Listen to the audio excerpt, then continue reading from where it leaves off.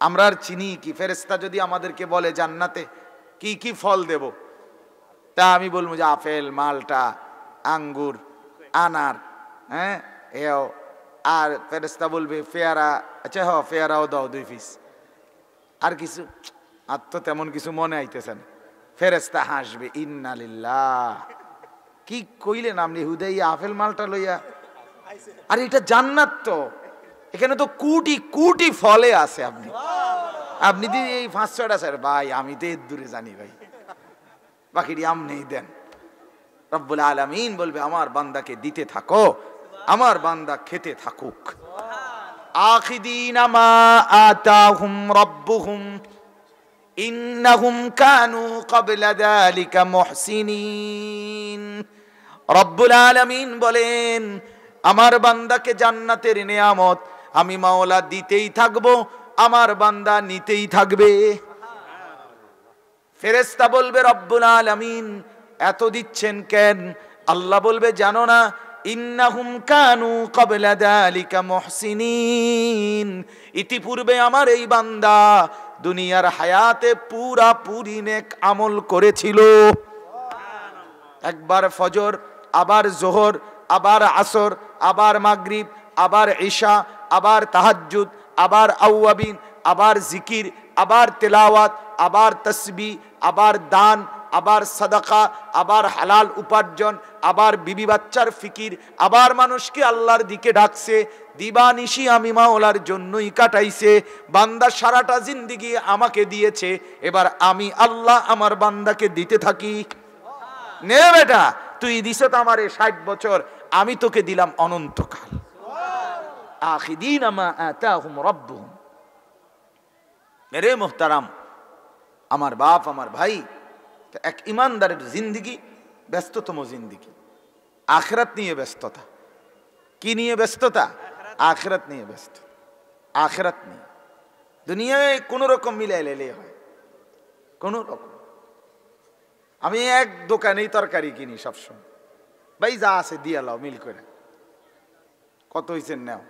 এ ফুলকপি একটা 13 দোকান চাইয়া লইতে হইব, কি কামটা কিতা? এটা কিতা 1.5 বিঘা ফুলকপি, এটা লেগে পুরা বাজার আড়নের কি আছে? এটা পাঙ্গাস একটা কিনা লাউনের লেগে এত বড় এতগুলো হাঁটা হাঁটলেন, কি দরকার ছিল? দুনিয়া অল্পতেই পূরণ হয়ে যায়, কোন রকম দুনিয়া পার করা। ফিকির থাকবে বন্দিগি, ফিকির থাকবে আখিরাত, ফিকির থাকবে পরকাল। যেখানে থাকবো যতক্ষণ প্রস্তুতি নিতে হবে ততক্ষণ। এখানে আছি অল্প সময়, প্রস্তুতি সামান্য হলেই চলে। ওইখানে থাকবো অনন্তকাল, প্রস্তুতি লাগবে সীমাহীন। আল্লাহ আমাকেই বুঝার তৌফিক দান করুন।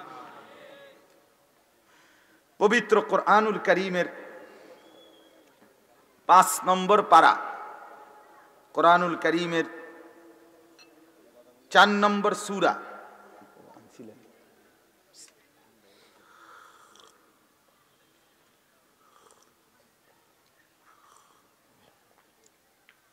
আলহামদুলিল্লাহ 5 নম্বর পারা 4 নম্বর সূরা। সূরাটার নাম সূরায়ে নিসা। এই সূরার 114 নম্বর আয়াত আমি আপনাদের সামনে তেলাওয়াত করেছি ইনশাআল্লাহ। আর অল্প একটু সময় এই আয়াতটিকে নিয়ে সামান্য কিছু কথা আমরা পেশ করতে চাই। আল্লাহ তাআলা আমাদেরকে তৌফিক দান করেন। এই আয়াতের মধ্যে আল্লাহ তাআলা বলছেন, ইরশাদ করছেন, 114 নম্বর আয়াত, সূরায়ে নিসা 4 নম্বর সূরা 5 নম্বর পারা। লা খায়রা ফি কাসীরিম মিন নাজওয়াহুম। আল্লাহ তাআলা বলেন তোমাদের মানুষরা পরস্পর তোমরা যে আলাপচারিতা করো, নিজেদের মধ্যে কথোপকথন করো, দিনে কিংবা রাতে, সকালে কিংবা দুপুরে, হাঁটতে চলতে উঠতে বসতে, ঘরে কিংবা বাহিরে, দোকানে কিংবা ব্যবসায়, চলতে কিংবা যানবাহনে, আল্লাহ বলেন তোমাদের এই অধিকাংশ আলাপচারিতা, কথাবার্তা, পরস্পরের কথোপকথন, এর মধ্যে কল্যাণ নাই, খায়ের নাই। তোমাদের অধিকাংশ কথাই অনর্থক। তোমাদের অধিকাংশ আলাপচারিতাই বেহুদা, অযথা কথা, ফালতু কথা। আপনি আমি ভাবেন তো এটা ঠিক কিনা? কথা বলেন না।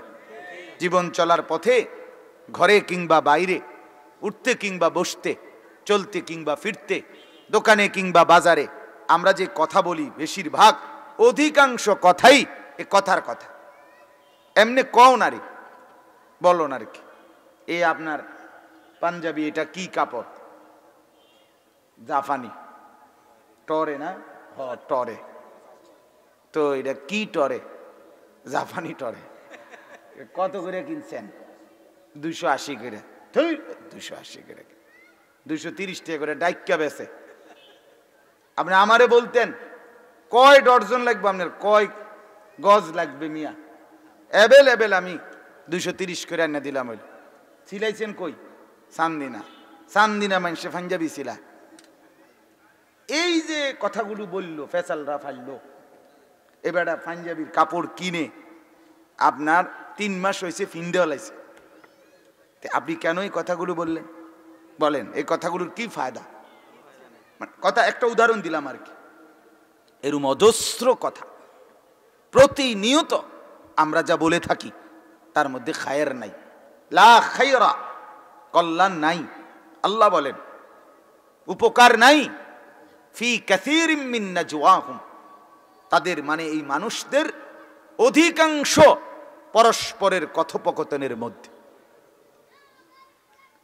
অধিকাংশই বেহুদা কথা, অধিকাংশই অনর্থক কথা। মনে রাখবেন বেহুদা কথা কি কি? 1 নাম্বার কুফরি কথা, বেহুদা কথা। 2 শিরিকি কথা, বেহুদা কথা। 3 বিদআতি কথা, কুফরি কথা। 4 নিফাকি কথা, মুনাফিক হয় যে কথা বললে, তো বেহুদা কথা।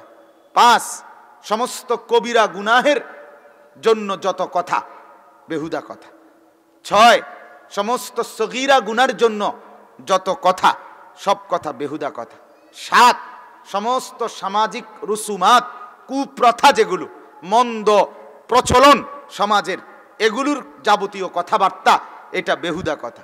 8 যে কথা কুফুরিও না, শিরিকও না, নেফাকও না, কবিরা গুনাও না, সগীরা গুনাও না, সামাজিক কুপ্রথাও না, বাকি দুনিয়াবি কোনো লাভও নাই, আখিরাতের কোনো লাভও নাই, এমনে দেখতে কোনো গুনাও নাই, কিন্তু এমনে কও না রে, কও না।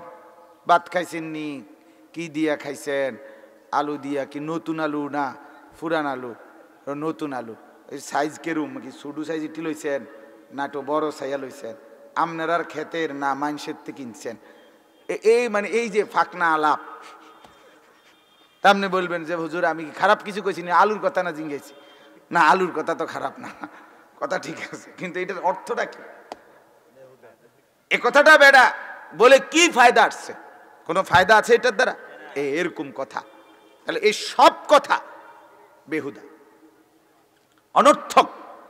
কোরআনুল কারীমে আল্লাহ তাআলা বলেন ওয়াল্লাযীনা হুম আনিল লাগবি মুআরিদুন, আমার যে বান্দা অনর্থক কথা থেকে নিজেকে বাঁচিয়ে রাখে, আল্লাহ তাআলা নিজে বলেন জান্নাতুল ফিরদাউস আমি তাকে দিলাম। উলাইকা হুমুল ওয়ারিসুন আল্লাযীনা ইয়ারিসুনাল ফিরদাউস।